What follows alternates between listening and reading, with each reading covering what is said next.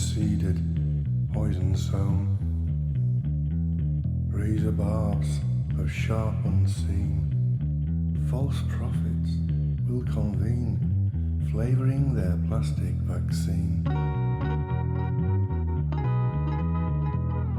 Only I can see for certain this thing, this velvet curtain, this palette of grim and grey, holding fast the brightest day, that rapier light cannot slay. This darkness is following me, immune to prayer, to petition and plea. Along this road of corners few, kind mercy must now be due.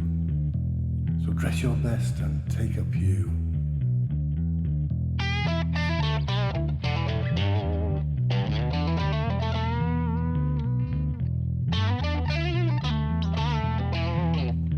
For what crimes must I atone? Perhaps sins I've never known.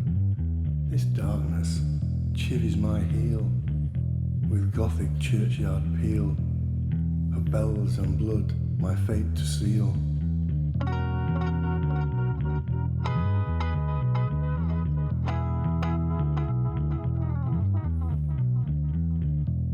Lay me in the wild rose briar, make my words a book of fire.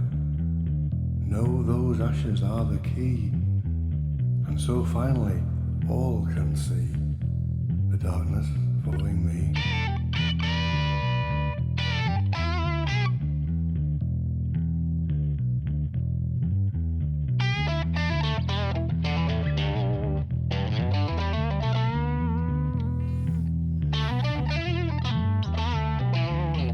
Just arrives, bright, one day, with small coin for you to pay.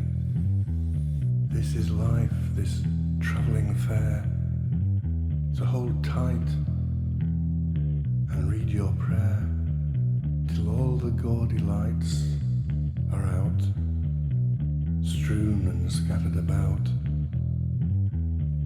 like bits of memory, litter torn and left when mind from body's shorn.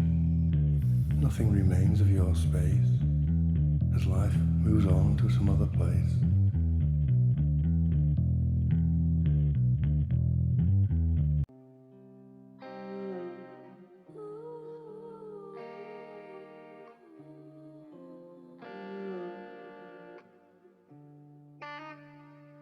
I can no longer hide these eyes once held wide for the continual fight against dark corners where the shades of night gather. Now my angst-poisoned pulse ensures a front row seat for the early hour attack with no chance of retreat. So I face the onslaught as I have many times fought, and unless I'm on the floor, my terror is easy to ignore. And so I writhe and coil, serpentine slick, with the fear of a ridiculous nothing. This time they came in force to take me away in a non-urgent ambulance. A painful trip I could not endorse.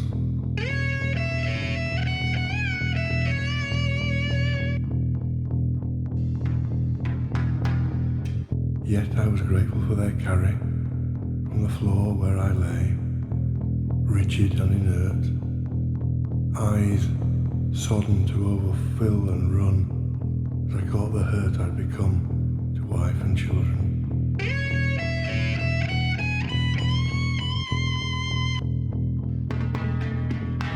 Out of shame I could not look them in the eye, nor even kiss my wife goodbye.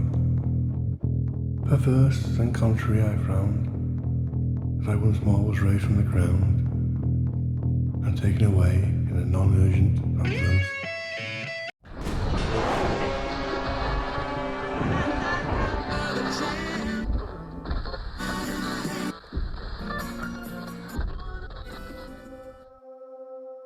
The trickster is afoot, with his heavy blanket of coarse weave, poised, young weary to smother, suddenly into another misunderstood soul, who holds out a begging bowl, gently shaking, not from fervent petition, nor the burden of contrition, but from the torn and the tripped cat's cradle of wires ripped. Soon I will have no wants beyond polite. I will feel nothing at all. My sunlit day will be night. My reality only a finger's touch upon the mental hum of my hidden self. There is no evil, no malice haunts me. It is a tumble I take from above, and above I can no longer reach. It is a simple fall, yet the drop is sheer, and into clay I crash, there to thrash, a few pointless moments long. A flail sure to fail. Knuckles clenched white, ratchet fingernails to bite, into skin for the sin of imagined trespass, dissolving, revolving and wringing watery reason into puddles on floors and muddles beyond doors. The constriction, prescription and restriction, while bits of truth tumble from sacks and flashbacks to be cherry-picked and casually kicked into the best false story of young men's glory now gone. I can no longer trust thoughts veneered with rust that crumbles the rational in a slow flow to dust, while my rage is on the rampage within this hell, this chemical cell of submarine dopamine that can't be seen and whispers conspiracy and hypocrisy, tightening the frightening till that is all there be.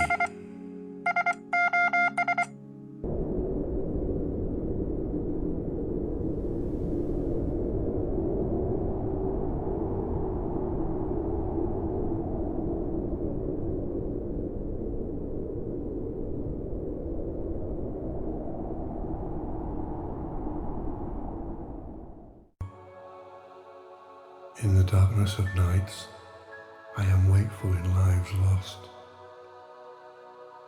They are but tired remembering.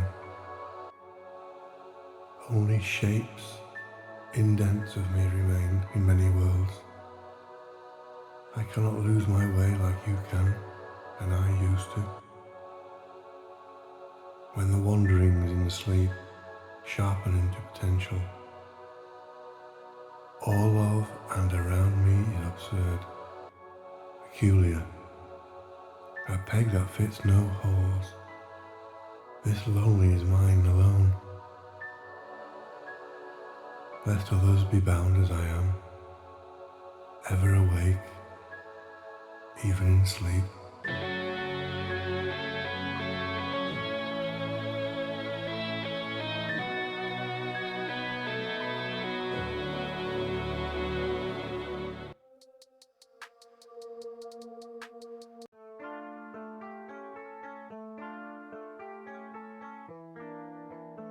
Imagine, if you will, a magic movie moment when just before the finale, our hero, who has been reduced to zero, is suddenly back on his feet, and hearing footsteps, he spins around, there his love to meet.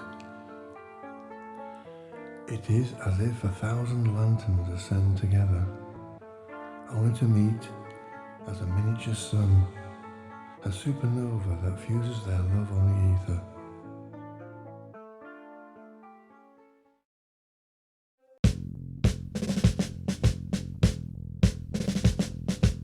Jack be nimble, Jack be quick, smite me hard with your walking stick, a gift for me a sudden blow, a gift for me that lays me low.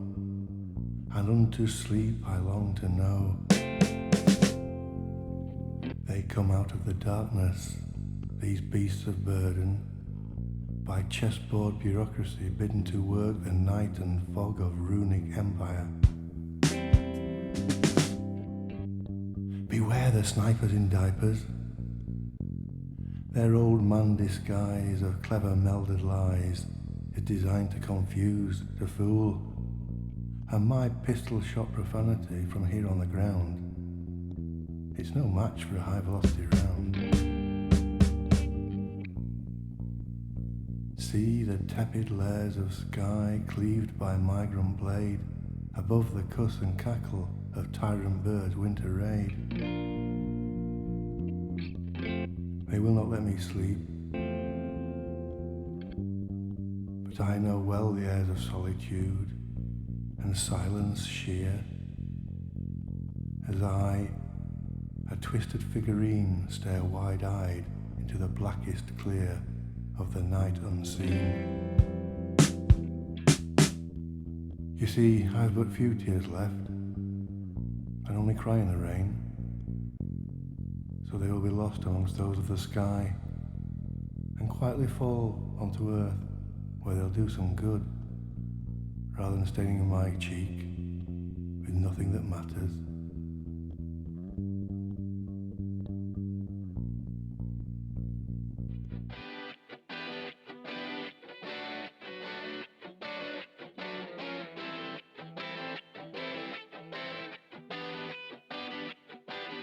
Did the boy really stand on the burning deck, Father, letting off crackers, losing his manhood?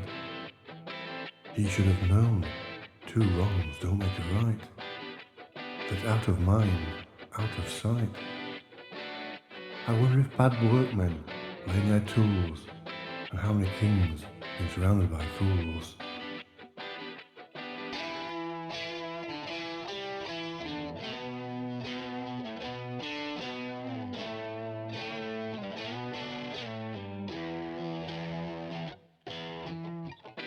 A bird in the hand should be free, with the other 2 in the bush, green and lush, 'cause the glass is never half empty, but always half full, unless in a china shop and you are the bull.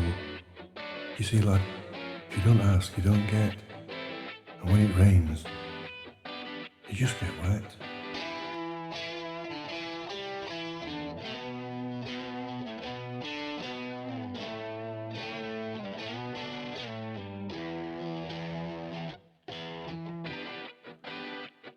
There alone was I left by a pretend Cinderella, only to be caught by Donna and Bella, who crept inside my eyes, blackening them wide in iris-draped dilation, revealing by libation the delusion of deity and the illusion of piety. My thoughts, feelings, my poetry, my words.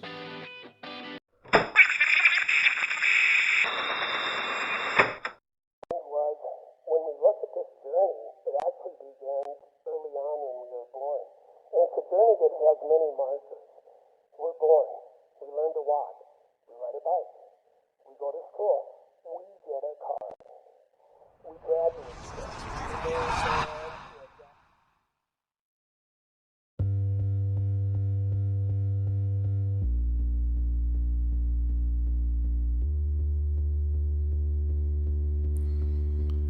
A scene appeared, one of the most feared by those who love above and beyond. They of anguish and the call forlorn, tears persistent, relentless. They take forever to fall from cheek to where had lain a man now dead, a man replaced by crumpled sheets on the bed. I can only see their backs. I shout and ask the staff, why can't they hear me? Apparently I'm on trial and have been for quite a while, and so I implore someone for mercy in the case of me versus the invisible.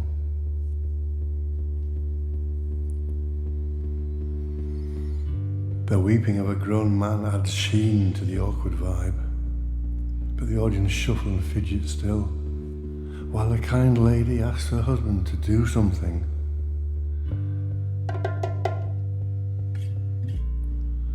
Once upon a time, a cabal of white coats appeared at the end of my bed. Puzzled were they as to why I think that I'm dead. All except Dr. Dave, the small guy, the chancer. He thinks the wrong pills may be the answer.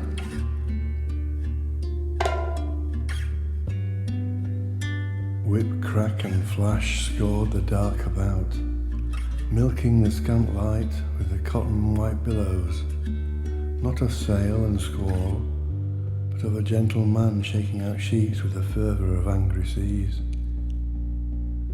cleansing impurity or the gin of his sleeps. On and on he'd work, until shouted at to stop by the profane. Their tone such, it was enough to see him cross-legged under a sheet, hoping something would not see him. From there he'd stare the remaining night away, lest mercy was to spare, and took him I know not where.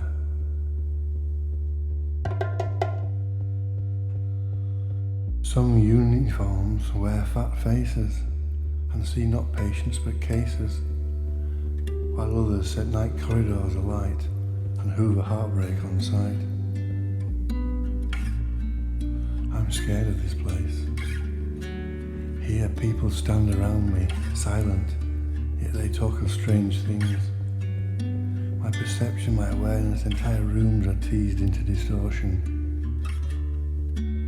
See the morph and move of walls in the sly dance of their darkening groove. I am ill. I am ill. Poisoned by a bitter pill and left to work out fact from the many fables left on the tables like brochures for madness. My heart flutters a blackbird away.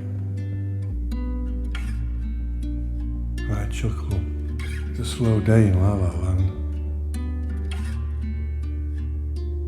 Nothing is real. Ah, there drops that penny again into the slot. There's the heavy velvet drapes yet again. But it's a computation of confusion. I see shops outside the ward, but only at night. That's not right. I need to talk, not walk.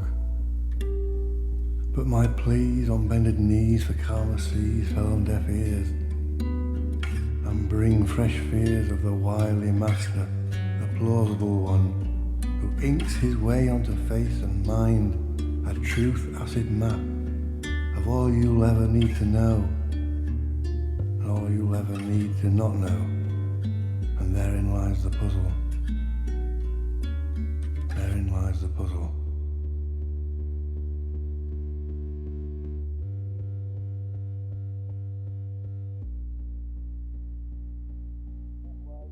When we look at this journey, it actually began early on when we were born. And it's a journey that has many markers. We're born. We learn to walk. We ride a bike. We go to school. We get a car. We graduate school. We may go on to a job. She's done it again. Conspired the passing two, who were both bathed in a mysterious blue. With him, they hissed as they shot me through, with the deadly curses of pretty nurses. Only balance can save us from the innocent tilt and unforeseen wilt that waits in the wings for our falter and fail.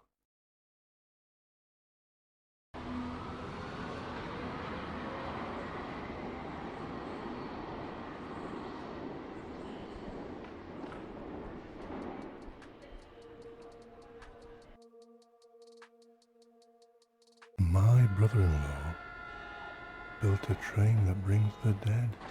If you come quickly, 'cause it's only moments, Hear the rush of approach, kindness beyond reproach.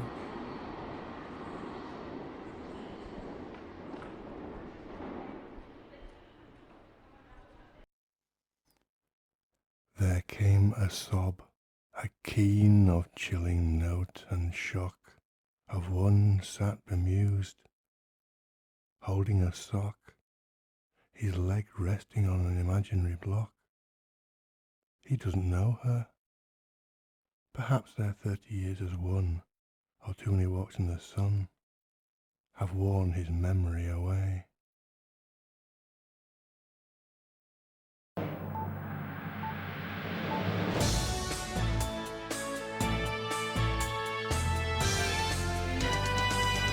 We interrupt this programme to bring you the news that the Minister for Recurring Nightmares was today accosted by a man suffering from recurring nightmares. The man, 58-year-old Nigel Smith of Leeds, didn't comment because he was suffering from a recurring nightmare. Doctors later said that Mr. Smith is doing fine, apart from the madness. Have you just once fallen from a dream's sudden death theme, of a penny finally dropping and an ivory tower toppling? But you never die. There's no angelic choir, only you basking in reprieve and singing hallelujah. Well, we believe the problem arose as far as the Chief White Coat knows, because he just sort of broken.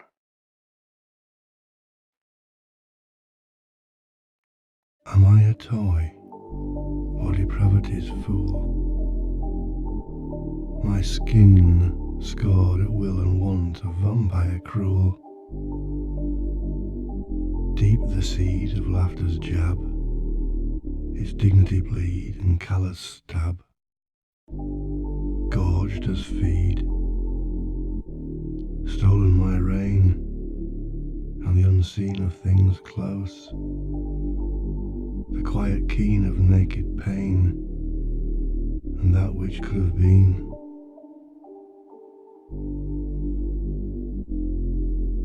You see, it was the looks that hurt him most, not the don't give a fucks. Was when we look at this journey, it actually began early on when we were born. And it's a journey that has many markers.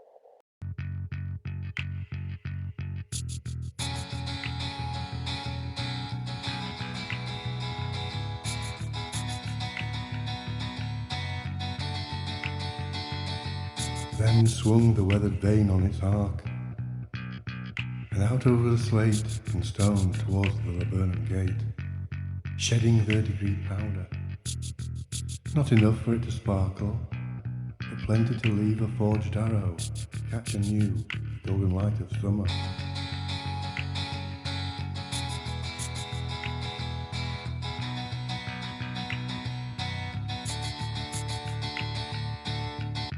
The switch was thrown, turning groan to moan. Gone the tablet time bouts, the patient and carer shouts.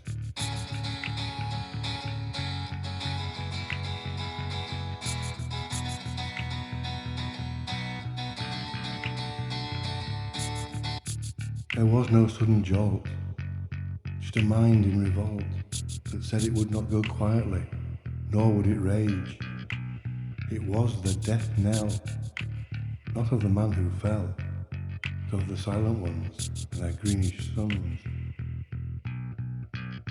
The twisting and turning, fired by fevered yearning, was rendered obsolete.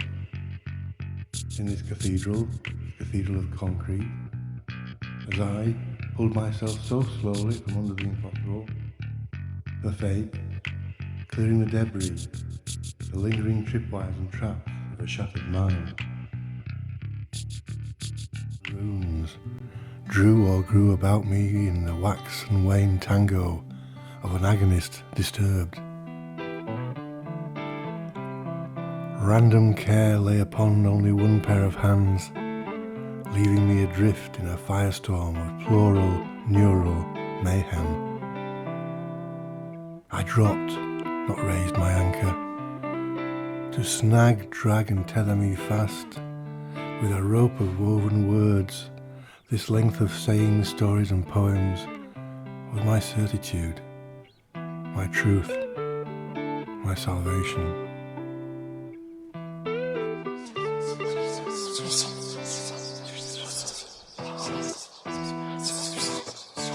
Mum used to say, "Wave at the people on the train, children. Come rain or shine, we did." And someone, a stranger, always waved back.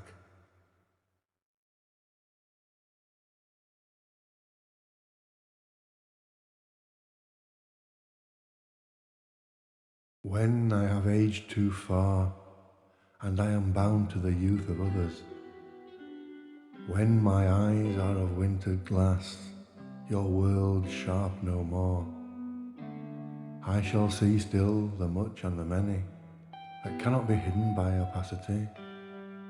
Always close, they will bring warmth easily, and with ease will I gather them for warmth.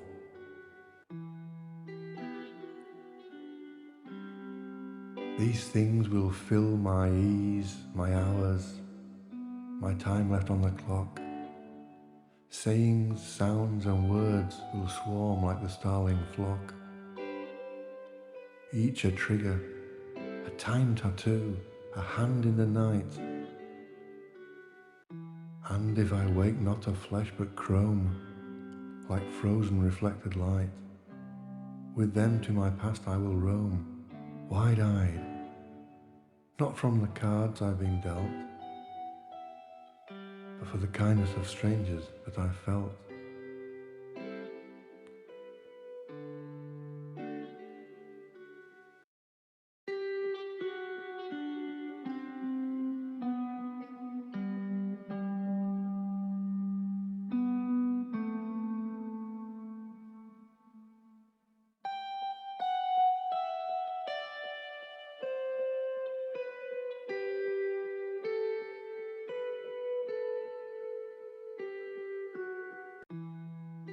I see the promise of evenings late, of windfall fruit, sweet picked from eiderdown grass, and the run of infant ripples over still water, carrying long days into twilights reluctant to pass.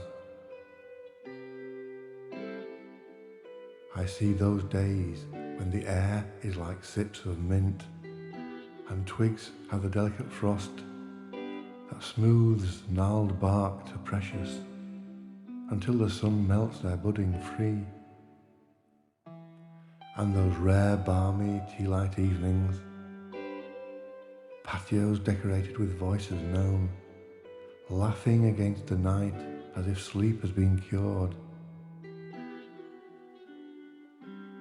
I can stand again within summer's green, my arms cruciform, better to feel the winds run over the fields, grasses bowing in deference, a soft comb that brings sight to the passing, lulling me to the very edge of slumber, where stories lie waiting.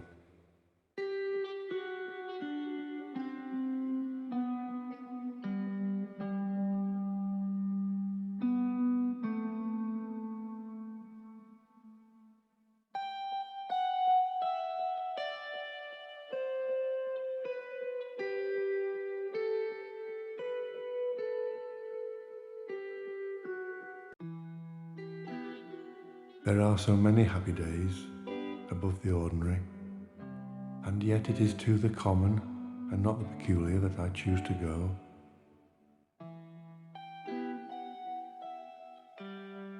When our wakeful hours were filled with beautiful living, and we, arrogant in our together, proclaimed the puzzle of hearts resolved.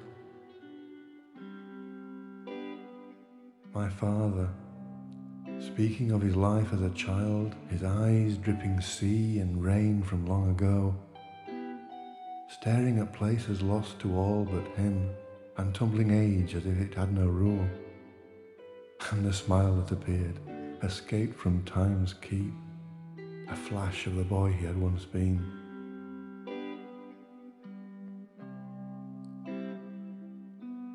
Those times of lighthouse flashes that scored through haze and hum, a smile lent to a sip would tumble laughter free from its precarious keep. We'd say, let's once more climb thrill rails and drink blues and brandy, until we pals, we forever children, slump, giggle-pissed and hilarious, to await heavy lids and adulthood. I feel I should weep, yet I don't know why. Perhaps for old hands stiffened to claws, or when the future was yet to be drawn and filled with detail. Sadness always seems somewhere near, but I smile, content that the earth will always turn, indifferent to life's eccentricities, marking time in my small window with past and future on either side, shuttered to tease the curious. Life seems such an absurd employment, to be given and then taken for no reason, no on purpose. But that is the price we pay. And in the end, it is small coin for such a loan.